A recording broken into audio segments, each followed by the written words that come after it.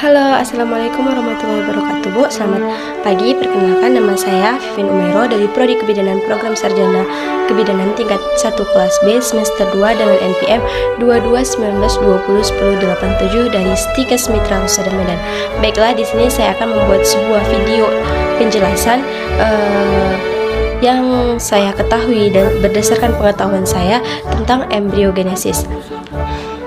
Baiklah, Bu, embriogenesis itu berasal dari kata embrio dari bahasa Yunani, yaitu embivorf, yang merupakan sel atau organisme yang hidup pada masa di awal pertumbuhan yang tidak bisa bertahan hidup sendiri.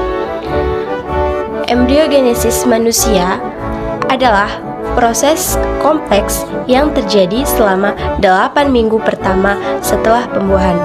Dalam 8 minggu pertama, setelah itu berubah dan menjadi satu sel, menjadi organisme dengan rencana membentuk tubuh dari multi sampai ke level. Setelah itu terbentuklah sistem sirkulasi, selanjutnya ekskresi, dan terbentuknya neurologi yang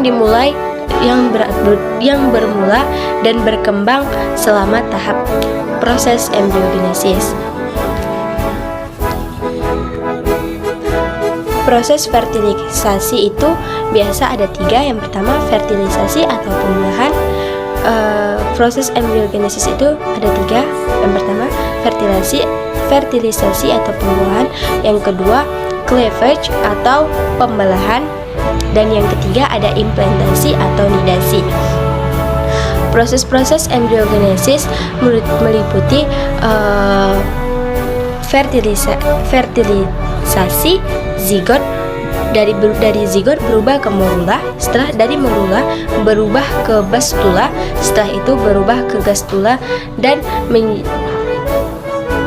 berubah menjadi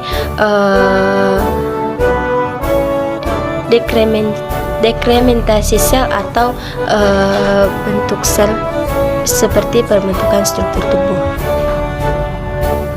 Selanjutnya, proses fertilisasi secara alami itu ada 3. Yang pertama, proses fertilisasi penetrasi atau penumbuhan atau penempatan korona radiasi. Yang kedua ada penetrasi zona pelutida. Pada proses yang kedua ini, zona pelutida merupakan lapisan eksternal yang mengelilingi oosit yang dapat untuk menembus zona pelutida yang dibutuhkan lebih dari 1 sel sperma. Selanjutnya, yang ketiga ada fusi membran. Fusi membran ini adalah fusi yang berfungsi untuk mencapai membran plasma oosit.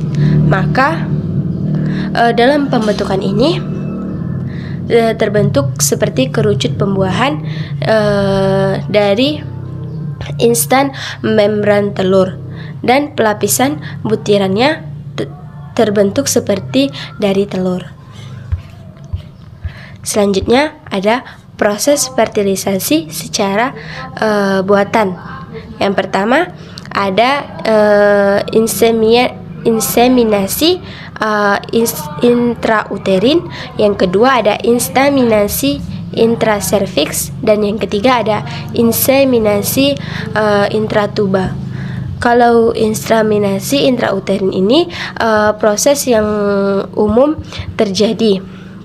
Dalam proses pembuatannya itu terbuat dari sperma laki-laki diambil dan disimpan ke dalam rahim perempuan menggunakan kateter. Yang kedua ada inseminasi intracervix. Pada inseminasi yang kedua ini merupakan inseminasi buatan yang paling mudah dan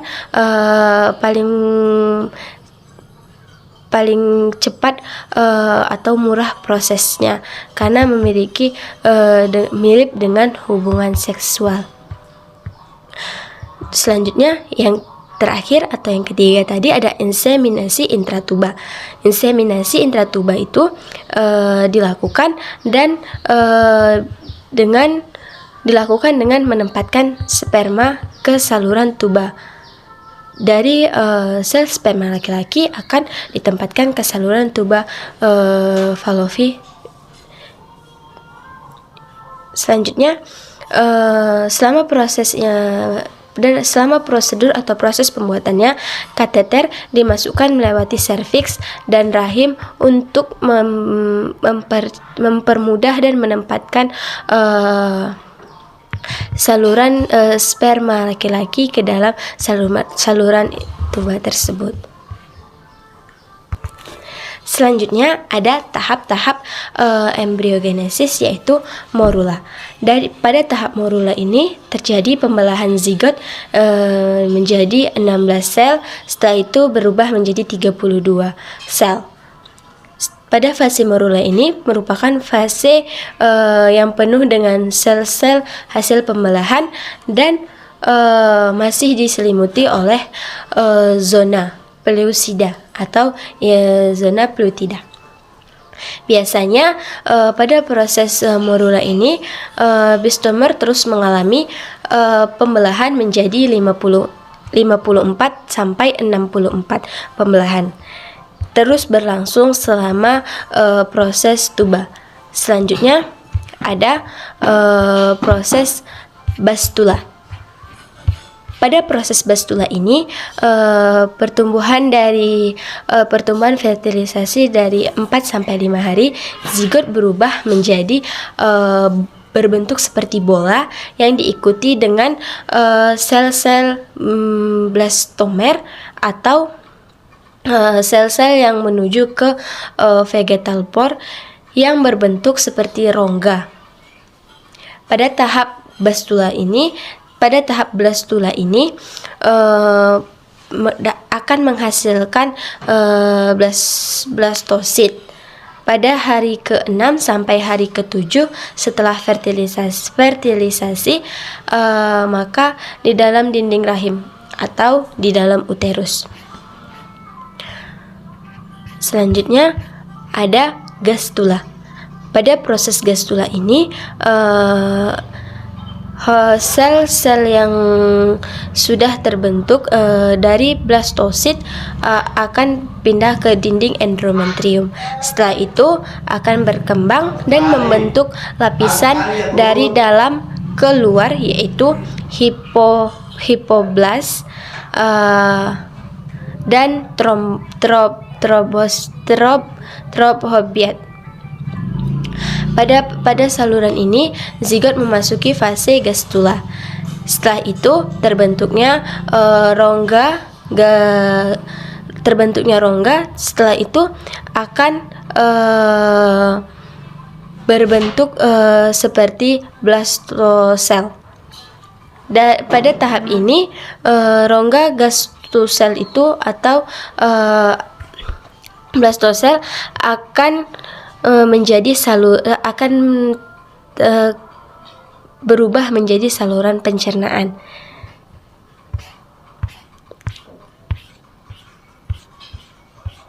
Selanjutnya ada diferensiasi sel.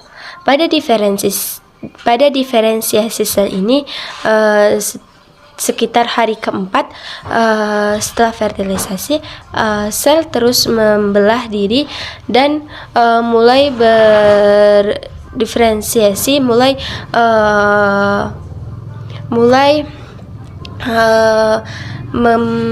mengetahui lingkungannya dan mengembangkan bentuk dari fungi menjadi bentuk yang lebih spesifik.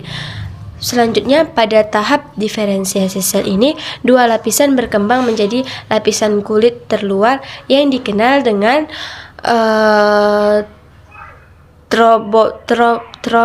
troblos dan kumpulan sel yang akan disebut dengan inner mass. Inner cell atau inner mass itu didorong dari satu sisi dan membentuk ke trombofal. Pada tahap ini sel-sel akan berubah dan akan membentuk diri. Setelah itu diferensiasi sel ini akan berubah menjadi organogenesis.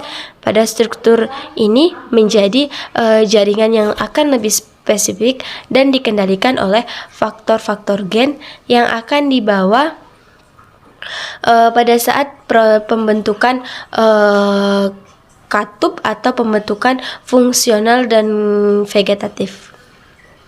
Pada proses diferensiasi sel ini akhirnya masing-masing bagian endoderm masing-masing bagian akan terbagi menjadi 3, yaitu endoderm, meoderm, dan exoderm, dan akan berubah menjadi organ-organ yang lebih spesifik. Selanjutnya akan mengarah kepada organogenesis.